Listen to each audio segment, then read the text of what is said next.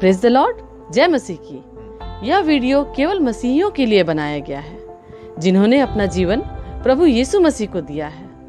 इस वीडियो से हमारा मकसद किसी व्यक्ति, जाति, धर्म अथवा संस्थाओं को ठेस पहुंचाना या उनके अनुयायियों का अपमान करना नहीं, बल्कि बाइबल की शिक्षाओं को आम लोगों तक पहुंचाना है। मुमकिन है कि बाइबल की ये शिक्षाएं कुछ लोगों की विचारधाराओं से मेल नहीं खाती, अतः उनसे अनुरोध है कि वे खुद को इस वीडियो से दूर रखें ताकि उनकी विचारधाराओं को ठेस न पहुंचे। आइए अब हम परमेश्वर का जीवित और सामर्थी वचन सुनते हैं भाई पॉल राजू के द्वारा। Praise the Lord. मैं पिता परमेश्वर को धन्यवाद देता हूँ कि उसने फिर से ये अवसर दिया और ये सुंदर समय दिया कि प्रियो मैं आपके बीच परमेश्वर के सुंदर वचन के साथ फिर से उपस्थित हो सका। प्रियो, आशा करता हूँ कि आप सब अच्छे होंगे, प्रभु में बढ़ रहे होंगे और हमारे इस वीडियो के द्वारा अपने आत्मिक जीवन में कुछ जानकारियाँ प्राप्त कर रहे होंगे। प्रियो, आज का जो हमारा विषय है वो है कि हम प्रार्थना कितनी देर कर सकते हैं, या इसको मैं और सादा शब्दों में आपके सामने पेश करूं तो मैं ये कह सकता हूं, हमें कितनी देर प्रार्थना करनी चाहिए। ये वो प्रश्न है जो अधिकांश विश्वासियों द्वारा पूछा जाता है। दरअसल एक मसीह को कितनी देर प्रार्थना करनी चाहिए, इस विषय में बाइबल कोई निश्चित नियम नहीं बताती है। हाँ प्रियो, बाइबल में इस बारे में कुछ भी नहीं बताया गया है कि हमें कितनी देर प्रार्थना करना चाहिए। लेकिन मैं जब लूका रचित सुसमाचार उसका 6:12 जब पढ़ता हूँ तो वहाँ लिखा है, और उन दिनों वह मतलब यीशु मसीह पहाड़ पर प्रार्थना करने को निकला और परमेश्वर से प्रार्थना करने में सारी रात बिताई। यीशु मसीह कितनी देर प्रार्थना करते थे, इस विषय में सुसमाचारों में बताया गया है। हर सुसमाचार में मत्ती, मरकुस, लूका, यूहन्ना, हर जगह इस बात का बताया गया है। यीशु सारी रात प्रार्थना में अपना समय बिताता रहा, परंतु कभी कभी वो केवल 1 घंटा ही प्रार्थना करता था। हाँ प्रियो, कभी कभी प्रभु यीशु मसीह 1 घंटा प्रार्थना करते थे, जिसके लिए मैं आपको दिखाना चाहता हूँ। जब वो क्रूस पर चढ़ाए जाने से पहले गेत्समनी के बाग में थे और अपने चेलों को वो कहते हैं, प्रार्थना करो ताकि तुम परीक्षा में ना पड़ो। मत्ती रचित सुसमाचार उसका 26:40 में जब हम देखते हैं तो वहाँ लिखा है, फिर चेलों के पास आकर उसे सोता हुआ पाया और पतरस से कहा, क्या तुम मेरे साथ 1 घड़ी अर्थात 1 घंटे भी ना जाग सके। 1 घड़ी का मतलब है 1 घंटा ना जाग सके। याद कीजिए उस समय को जब प्रभु यीशु मसीह गेत्समनी के बाग में अपने चेलों को प्रार्थना करने को कह के गया और आके उन्हें सोता हुआ पाया। प्रियो, बाइबल में प्रार्थना किए जाने के लिए बल देती है, ना कि कितनी देर प्रार्थना की जाए इसके बारे में बतलाती है। आज बहुत ही दुर्भाग्य की बात है, आज कुछ ऐसे पास्टर्स हैं, कुछ ऐसी कलीसियाएं हैं, कुछ ऐसे डिनोमिनेशन हैं जो इस बारे में बहुत ज़्यादा ही तरह तरह की बातों को अपनी कलीसिया में देते हैं। दिन में 2 घंटा 40 मिनट प्रार्थना कीजिए। क्यों भाई? अगर मैं 3 घंटा करूं तो क्या बुराई है इसमें? अगर मैं 4 घंटा करूं तो इसमें क्या बुराई है? 2 घंटा 40 मिनट ही क्यों करूंगा? क्योंकि आप अपने जीवन का 10वां अंश प्रभु को, अपनी आय का 10वां अंश देते हैं, तो दिन भर का 10वां अंश भी आप प्रभु को दीजिए, प्रार्थना में बिताइए। बाइबल में इस प्रकार की कहीं भी कोई शिक्षा नहीं है। लेकिन आज कुछ ऐसे लोग हैं जो बाइबल के सिद्धांतों को बदलकर अपने कलीसियाई सिद्धांतों को अपने बाइबली सिद्धांत के साथ जोड़कर इसे गलत साबित करते हैं। कुछ लोग कहते हैं सुबह उठो प्रार्थना करो जब तक सूरज ना निकल जाए। मतलब अगर आप 3 बजे उठे हैं तो शाम के सुबह 5 बजे तक आप प्रार्थना कीजिए। तो इस तरह की बातों से आज बहुत से लोग भ्रमित हैं। प्रार्थना कितनी देर की जाए, इसके विषय में यीशु मसीह ने अपने चेलों से एक स्पष्ट बात कही है, जो पाया जाता है मत्ती रचित सुसमाचार उसका 6 अध्याय उसके 7वें पद में। वहाँ पर प्रभु यीशु मसीह कहते हैं, प्रार्थना करते समय अविश्वासियों की तरह बकबक ना करो, क्योंकि वे समझते हैं कि उनके बहुत बोलने से उनकी सुनी जाएगी, सो तुम उनकी तरह ना बनो।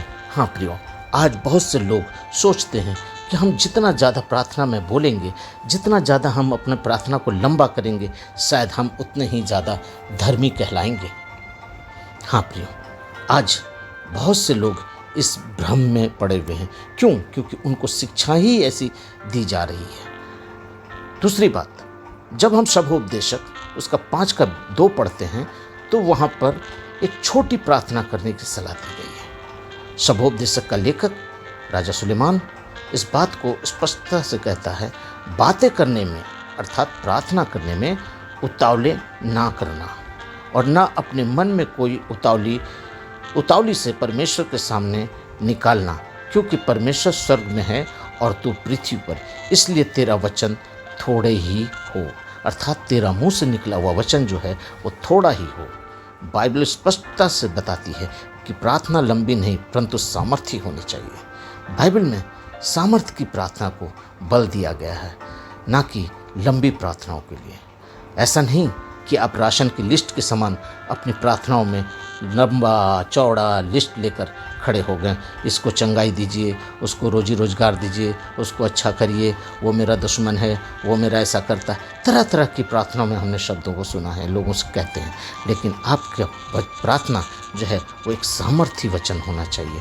आपका प्रार्थना सामर्थ्य से निकला हुआ होना चाहिए। स्वयं यीशु मसीह ने बिना मतलब की लंबी प्रार्थनाओं करने वालों को जमकर आलोचना की है, जिसका उदाहरण हमें लूका रचित सुसमाचार उसका 20:45 से 47 के अंदर मिलता है।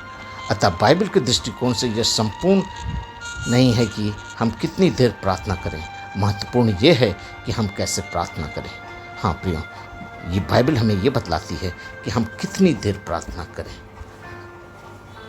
मैंने अभी आपसे कहा कि कुछ लोग दिन भर की प्रार्थनाओं को लेकर अपने कलीसियाओं में तरह तरह के सिद्धांतों को बना के चल रहे हैं। कुछ प्रचारक एवं पास्टर शिक्षा देते हैं कि प्रार्थना कम से कम 1 घंटे की जानी चाहिए। प्रतिदिन 1 घंटे प्रार्थना करने के बाद एक विश्वासी आत्मिक रूप से बलवंत हो सकता है, परंतु ये शिक्षा बाइबली नहीं है। कुछ पास्टर अन्य अगुओं को अपने व्यक्तिगत अनुभव को धर्म सिद्धांत बनाकर बतलाते हैं। हाँ प्रियो, मैंने आपसे कहा था कि कुछ लोग आज कलीसिया के विश्वासियों को इस प्रार्थना को लेकर भ्रमित कर रहे हैं। आप प्रार्थना कितनी देर करेंगे ये आपका व्यक्तिगत मामला है। ये प्रार्थना कैसी होनी चाहिए ये आपका व्यक्तिगत मामला है। दानियल सुबह दोपहर शाम तीनों पहर प्रार्थना करता था। यीशु मसीह के चेले सुबह दोपहर शाम प्रार्थना करते थे। हाँ प्रियो, इस बात को बहुत स्पष्टता से आपको मैं बतला रहा हूँ कि एक व्यक्ति को अपने प्रार्थना में जीवन को बिताने में उसे एक स्पष्टता के साथ, एक आत्मिकता के साथ अपने जीवन में प्रार्थना को स्थान देना चाहिए। हाँ, कोई 15 मिनट की प्रार्थना की गई हो तो यह आत्मिक अनुभव प्राप्त कर लेता है। ये सही है कि कोई छोटी सी दुआ में अपने आप को आत्मिकता में भर लेता है, पवित्र आत्मा से भर जाता है। और कुछ लोग 1-1 घंटे प्रार्थना करते हैं लेकिन आत्मिकता में नहीं बढ़ते हैं। प्रियो, मैं आपको बताना चाहता हूँ, लंबी प्रार्थना करने से दुष्परिणाम यह है कि अधिकांश विश्वासी लंबी प्रार्थनाएं ज़्यादा दिनों तक नहीं कर सकते। लंबी प्रार्थना करना अच्छी बात है। आपका आत्मिक जीवन, आप अपने व्यक्तिगत जीवन से लंबी प्रार्थना कर सकते हैं, लेकिन उसको आप अगर कंटिन्यू रख सकते हैं, अगर आप उसको कंटिन्यू रखते हैं तो ये आपके लिए बहुत ही अच्छी बात है। लेकिन अक्सर देखा गया है कि जो लोग लंबी लंबी दुआएं करते हैं वो अपने जीवन में उसको ज़्यादा दिन तक नहीं लेकर चल सकते हैं, जिससे प्रार्थना का मूल अर्थ समाप्त हो जाता है। ऐसी प्रार्थनाओं को 1 घंटे से अच्छा है खास टाइम पास भी कहा जा सकता है। या आप यूँ कह सकते हैं कि वो व्यक्ति परमेश्वर के लिए सिर्फ अपने टाइम पास के लिए या अपनी एक ड्यूटी निभाने के लिए परमेश्वर के चरणों में आकर बैठता है। अतः एक विश्वासी को कितनी देर प्रार्थना में प्रभु के साथ समय बिताना चाहिए, ये इस विषय में स्वयं निर्णय करना चाहिए। परंतु इसका अर्थ ये भी नहीं है कि 2-4 मिनट की प्रार्थना, औपचारिक प्रार्थना की जाए। आत्मिक जीवन में पर्याप्त होने के लिए, आत्मिक जीवन में बढ़ने के लिए आपको प्रभु के साथ सिर्फ हेलो, हाय, गुड मॉर्निंग इस तरह की बातों से आपका समय नहीं कट सकता। प्रार्थना के विषय में नया नियम बहुत ही स्पष्टता के साथ शिक्षा प्रदान करता है कि पौलुस बताता है कि जिस प्रकार एक स्त्री पुरुष सहवास के समय एक तन हो जाते हैं, वैसे ही एक विश्वासी की आत्मा प्रार्थना के समय प्रभु की आत्मा के साथ एक हो जाती है। पहला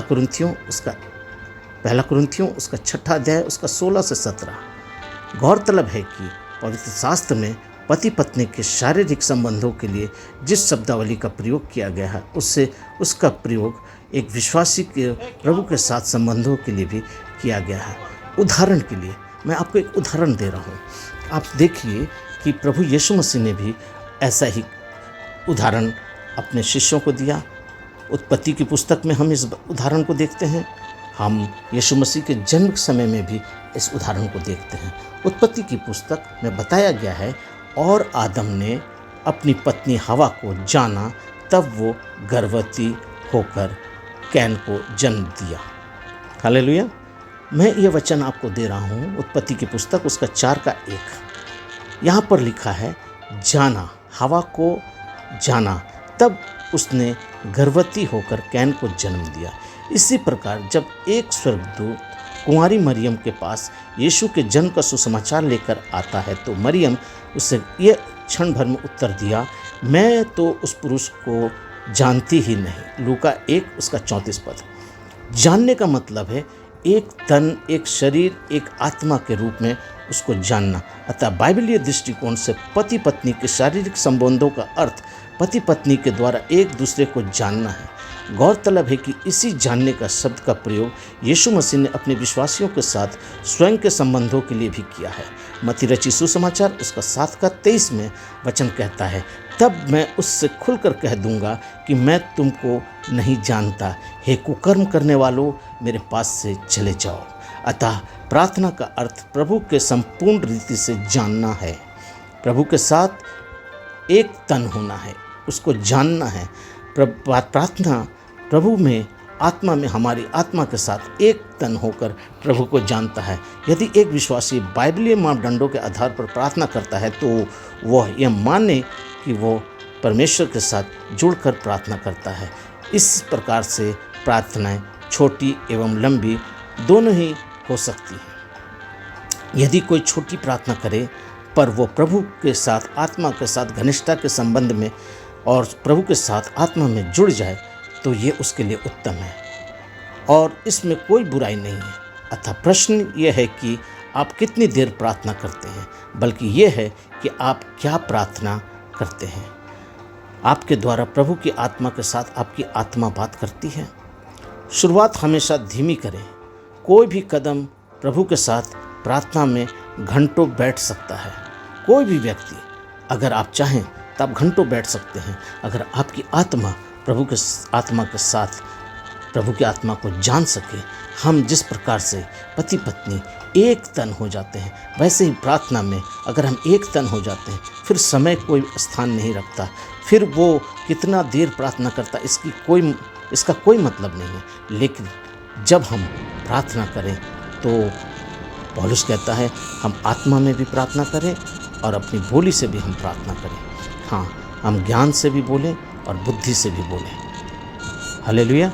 जब तक कि वह धीमे धीमे प्रार्थना के स्वभाव को अपने अंदर विकसित नहीं कर लेता, तब तक वो धीरे धीरे प्रभु की संगति में बढ़ता जाए और प्रभु में बढ़ता जाए और प्रभु में बढ़ता जाए। प्रियो, मैं आपको बताना चाहता हूँ कि प्रार्थना कितनी देर करनी चाहिए।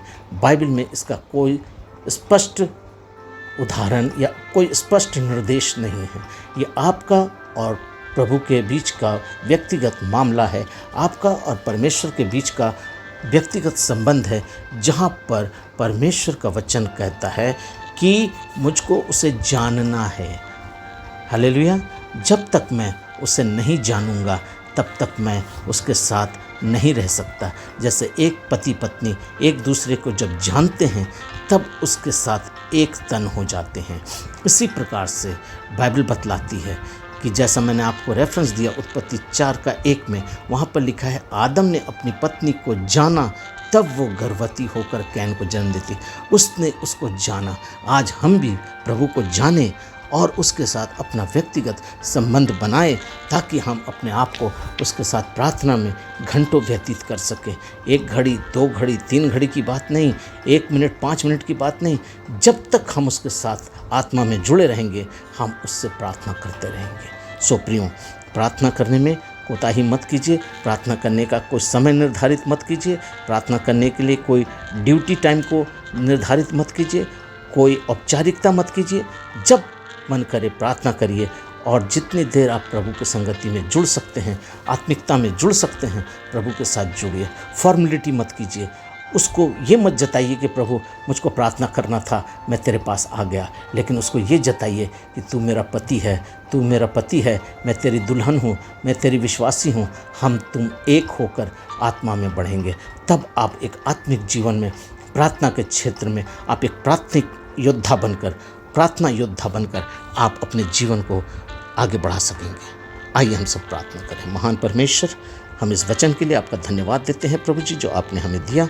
इस वचन की गहराइयों को समझने में प्रभु जी हमें आशीष प्रदान कर प्रभु जी, ताकि हमारा और आपके बीच का जो संबंध है प्रभु जी वो आत्मिकता में बढ़े। हम आपको जाने और आप हमें जाने प्रभु जी, जिससे हमारा आत्मिक जीवन बलवंत हो प्रभु। हाँ पिता परमेश्वर, हम तेरी संतान हैं प्रभु, हम पर दया कर। प्रार्थना का समय कोई निश्चित नहीं प्रभु जी, हम जब चाहें जितनी देर चाहें तेरे साथ जुड़कर तेरे लिए हम प्रार्थना कर सकें प्रभु। आशीष कीजिए पिता, यीशु के नाम से मांगते हैं, आमीन।